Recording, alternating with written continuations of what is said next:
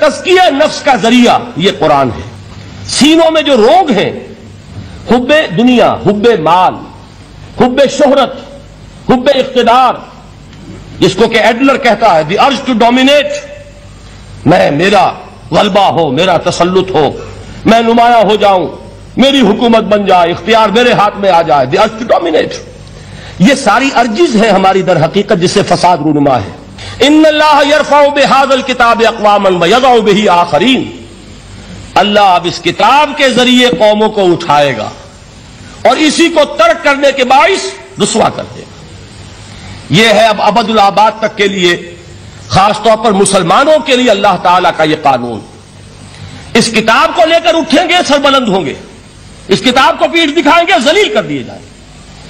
یہ گویا کہ اب امت مسلمہ کی قسمت جو ہے وہ تلے گی اس کتاب کی میزان میں. اسی میں طے ہوگا کہ ان کے لیے عروج ہو یا زوال ہو. وہ زمانے میں معزز تھے مسلمان ہو کر، اور تم خوار ہوئے تاریک قرآن ہو کر.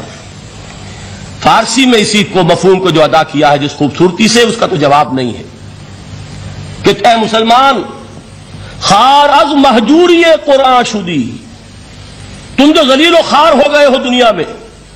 ایک سوال شاعر نے کبھی کیا تھا نا، بڑا پیارا سوال تھا، ہے آج کیوں ذلیل کہ کل تک نہ تھی پسند گستاخی فرشتہ ہماری جناب میں.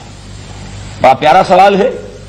جواب علامہ اقبال دے رہے ہیں، خار از مہجوری قرآن شدی، قرآن سے لا تعلق ہونے کی بنیاد پر تم ذلیل و رسوا ہوئے ہو. شکوہ سنجے گردش دوراں شدی، گردش دوراں اور گردش فلک اور فلک ناہنجار اور فلک کج رفتار، اس کو خامخواہ گالیاں دے رہے ہو، اس کا خامخواہ شکوہ کر رہے ہو، شکایت کر رہے ہو. یہ تو ہے باد صبائی ہما آوردہ تست، یہ تمہارے اپنے کرتوتوں کی سزا ہے جو تمہیں مل رہی ہے. تم نے قرآن کو پیٹھ دکھائی، تم ذلیل و رسوا کر دیے. خار از مہجوری قرآن شدی، شکوہ سنجے گردش دوراں شدی، اے چو شبنم بر زمیں افتندئی، در بغل داری کتاب زندئی.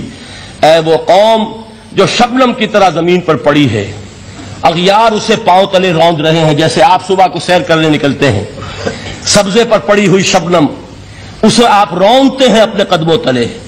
اے امت محمد، آج تو دنیا کی قوموں کے سامنے اسی طرح پابال ہے، سرنگوں ہے، لیکن ہوش میں آ کہ تیری بغل میں وہ کتاب زندہ موجود ہے.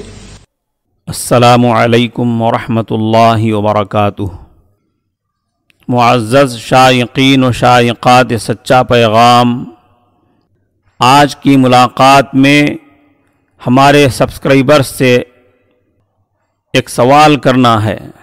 وہ سوال یہ ہے کہ اگر آپ اپنے وطن سے دور دراز کہیں پردیس میں رہتے ہوں اور وہاں آپ کے والد یا والدہ یا آپ کے استاذ کا یا آپ کے دوست کا میسیج آئے، تو کیا آپ اس کو یہ سوچ کر نظر انداز کر دیں گے کہ ایسے میسیجز تو آتے ہی رہتے ہیں، یا آپ اس کو کام چھوڑ کر فوراً پڑھنے اور سمجھنے کی کوشش کریں گے؟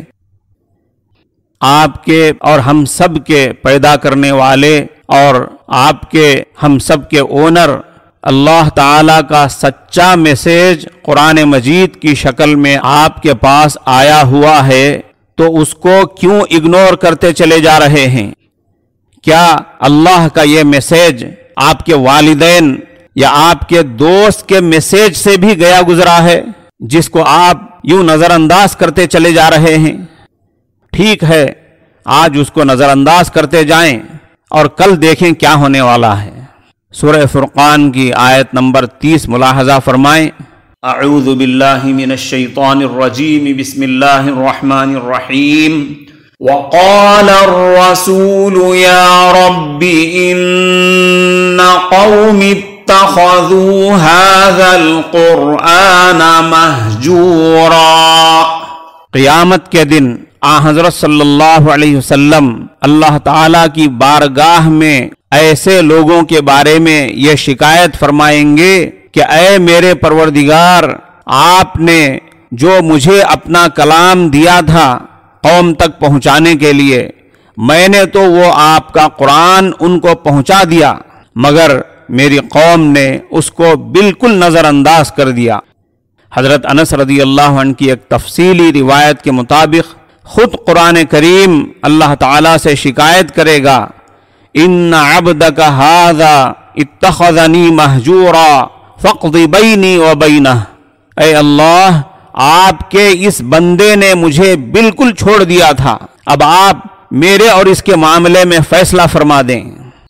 ابھی 31 دسمبر کو سچا پیغام کے ذریعے قرآنی پروگرام کے علاوہ ایک دوسرا پروگرام نشر کیا گیا تھا، اس کو 700 لوگوں نے دیکھا، مگر اس کے بعد جو قرآنی پروگرام شائع کیا گیا اس سے صرف 55 لوگوں نے استفادہ کیا ہے، جبکہ یہ پروگرام کوئی 10-15 منٹ کا نہیں تھا بلکہ صرف 7 منٹ کا تھا۔ یہ کیا ہو رہا ہے جناب؟